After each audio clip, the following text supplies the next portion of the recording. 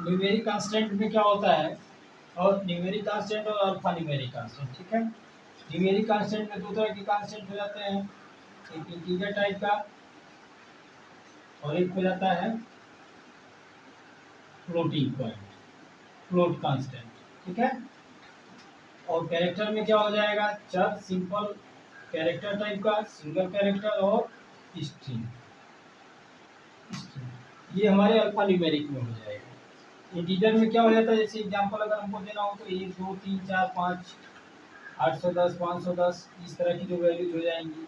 इसमें क्या हो जाएगा 3.175 ऐसे करके, या 4.325 जो भी मान हो हमारे डेसिमल में वैल्यू, वो हमारे फ्लोट में आ जाएंगे। अल्फा न्यूमेरिक में क्या होंगे, कैरेक्टर, सिंगल ए, सिंगल कोट्स में बी सी ए, ठीक है। और स्ट्रिंग, स्ट्रिंग मतलब कैरेक्टरों की श्रृंखला, ये क्या हो जाएगी, जैसे यहाँ पे हम लिख दिए कोई भी स्ट्रिंग जिसको हम डबल कोट्स में लिखते हैं, वेलकम, ये हमारा क्या हो गया, स्ट्रिंग हो गया। India INDL, groups of characters that's are known as string, ठीक है। इसके बाद हम लोग चलते हैं डेटा टाइप पे।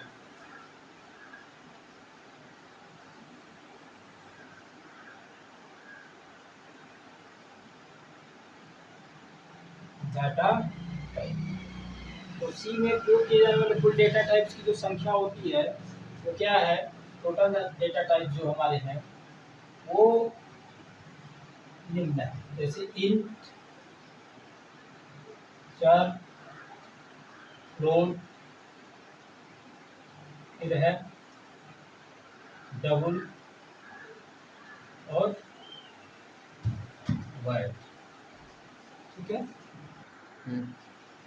तो इंट, चर, फ्लोट, डबल और वाइड, वाइड ये हमारे क्या हो गया, डेटा टाइप। इंट मतलब होता है इंटीजर, इंटीजर डेटा, यानी कि पूर्णांक संख्या।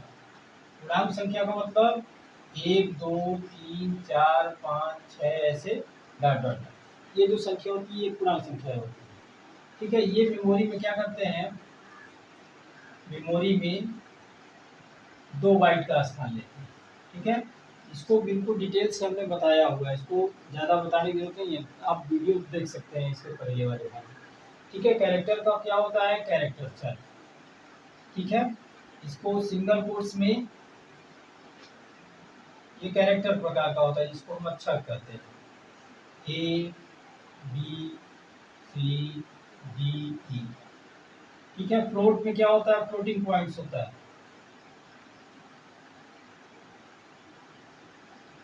फ्लोटिंग पॉइंट, पॉइंट ये क्या होते हैं, दशमलव में वैल्यूज होती है, 1.2 4 5 0 0 0, 6 डेसिमल की वैल्यूज को लेके फ्लोटिंग पॉइंट चलता है हमारा, ठीक है। और मेमोरी में ये क्या करता है, 4 बाइट का स्थान लेता है, ये क्या होता है 1 बाइट का स्थान लेता है, और डबल ये भी हमारा फ्लोटिंग नंबर्स होता है, लेकिन क्या करता है ये 8 बाइट का स्थान लेता है। और वाइट जो होता है क्या होता है, वैल्यूलेस होता है, मूल्यहीन, वैल्यूलेस इसको बोलते हैं, मूल्यहीन। और ये क्या होता है, 0 बाइट का स्थान, ठीक है। ये हो गया हमारा डेटा टाइप।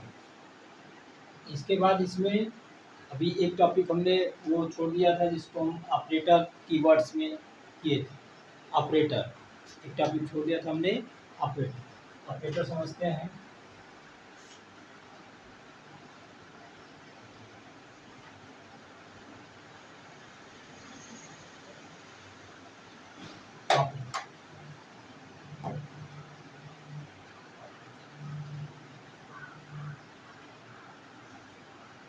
तो सी भाषा में मूल 6 ऑपरेटर प्रयोग किए जाते हैं। पहला है अर्थमेटिक,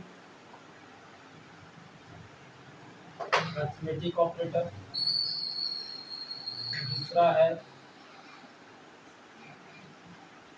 रिलेशनल ऑपरेटर, तीसरा है logical,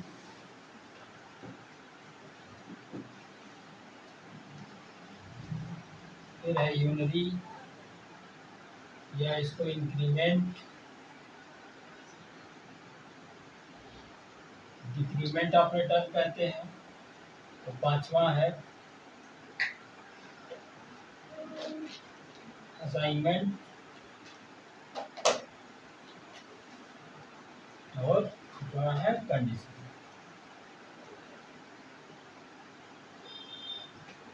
conditional operator, arithmetic operator, अंकगणितीय ऑपरेटर, रिलेशनल संबंधात्मक, तार्किक लॉजिकल ऑपरेटर, यूनरी जिसको हम इंक्रीमेंट या डिक्रीमेंट कमी या वृद्धि, फिर है असाइनमेंट और कंडीशनल ऑपरेटर बोलते हैं। ठीक है।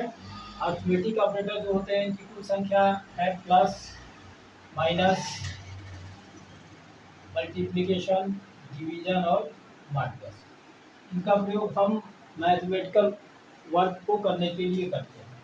अब इसमें क्या है, एक एक करके इसको समझते हैं एग्जाम्पल में।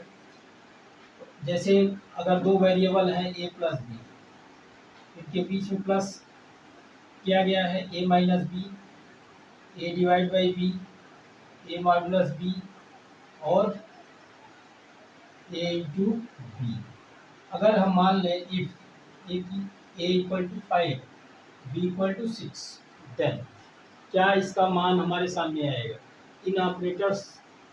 इन ऑपरेंड्स पे जब प्रोसेसिंग करेंगे तो इनकी वैल्यू क्या होगी। तो 5 plus 6 equal to 11, 5 minus 6 equal to क्या हो जाएगा। अब यहाँ पे हमारा माइनस वैल्यू आ जाएगा, -1 हो जाएगा। ए डिवाइड बाई बी, ए को इसको मान थोड़ा सा हम ले लेते हैं, 4 ले लेते हैं, 3 ले लेते हैं ताकि थोड़ा सा ईजीएस्ट वे में समझ में आएगा। 3 वैल्यू ले लेते हैं इसको, इक्वल टू 5 और बी इक्वल टू 3 क्योंकि हमको अभी यहाँ मॉडुलस ऑपरेटर में इसका रिमाइंडर चेक करना है। तो रिमाइंडर चेक करने के लिए हमको ज़्यादा वैल्यू लेंगे इसका तो नहीं समझ में आएगा। तो ए प्लस बी यानी कि 5 प्लस 3 कितना हो गया, ए 5 माइनस 3 5 डिवाइड बाई 3। अब देखिए 5 में डिवाइड कर रहा है 3 का, अगर ये वैल्यू हमारी इंटीजर टाइप की, अगर इंटीजर टाइप का डेटा है तो ये जो मान रिटर्न करेगा 5 में 3 से भाग देंगे तो 3 1 जा 3, कितना वैल्यू आएगा, 1 हमारी वैल्यू आएगी। तो हम क्या लिखेंगे यहाँ पे 1, और ये जो 2 है ये क्या हो जाएगा हमारा रिमाइंडर हो जाएगा। तो रिमाइंडर कौन सा स्टोर करेगा, ये स्टोर करेगा। तो इसकी वैल्यू हो जाएगी 5 मॉडुलस 3 इक्वल टू 2, ये रिमाइंडर इसकी वैल्यू हो गई। और 5 इंटू 3 किसकी वैल्यू हो गई 50, ये मान। तो ये हमारा हो गया अरिथमेटिकल ऑपरेटर। रिलेशनल ऑपरेटर,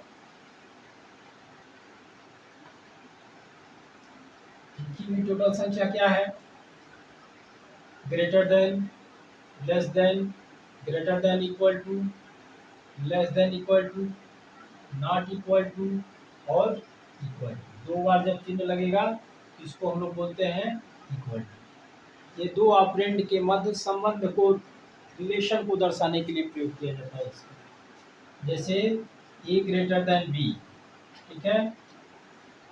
अगर कोई एक्सप्रेशन बनाते हैं A plus 5 greater than equal to 10 और ए इक्वल टू अगर मान लें हम 5 या मान लिया 5, ठीक है, इक्वल टू 5, तो 5 की वैल्यू पुट करेंगे तो 5 plus 5 greater than equal to 10। तो 5 प्लस 5 मीन्स 10। 10 क्या है, 10 से बड़ा नहीं है लेकिन क्या है, बराबर है। तो ये स्टेटमेंट क्या हो जाएगा, ट्रू हो जाएगा। ठीक है। तो ऐसे इसको करने के लिए हम लोग करते हैं। इस ऑपरेटर को ध्यान से आप लोग देखेंगे, पिछले वीडियोज में इसका पूरा डिटेल बताया जा चुका है। ठीक है। फिर लॉजिकल ऑपरेटर।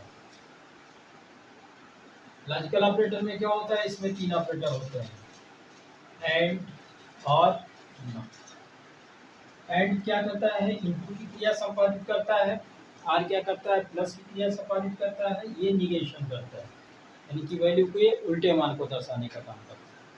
अगर दो ऑपरेंड हमारे पास हैं, ए और बी, दो वेरिएबल हैं, तो इस पर क्रिया होगी ए इंटू बी, एंड ऑपरेटर की। तो इसका जो हमको आउटपुट मिलेगा वो इस प्रकार से मिलेगा। क्या मिलेगा? 0 0 0 1। इसका मिलेगा क्या? A B A plus B 0 0 0 1 0 1 double 0 double 0 1 1 1। ये 3 टाइम्स 1 मिलेगा। और यहाँ क्या मिला हमको? मल्टीप्लीकेशन के रूप में मिला है, और यहाँ हमको एडिशन के रूप में मिला। नॉट में क्या हो जाएगा?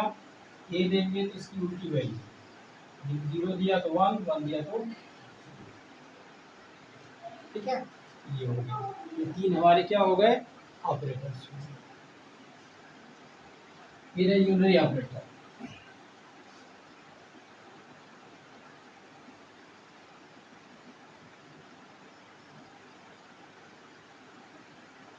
यूनरी ऑपरेटर, ये इसको हम इंक्रीमेंट